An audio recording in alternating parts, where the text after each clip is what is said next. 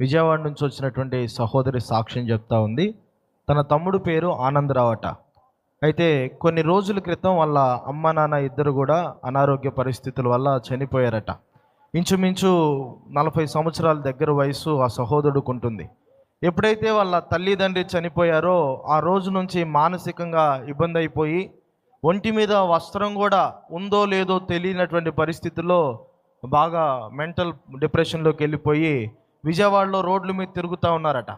ఎన్నిసార్లు తీసుకొచ్చి ఇంటి దగ్గర ఉంచుదామన్నా ఉండే పరిస్థితి లేకుండా అలా రోడ్ల మీద తిరుగుతుంటే కొన్నిసార్లు రాత్రుల వేళ పోలీసులు పట్టుకొని కొట్టేవాళ్ళంట.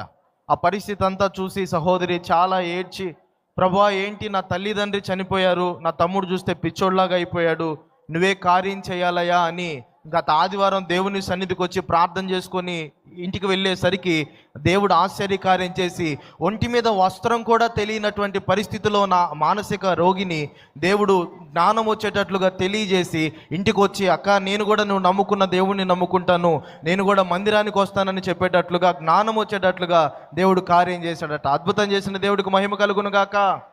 హల్లెలూయా.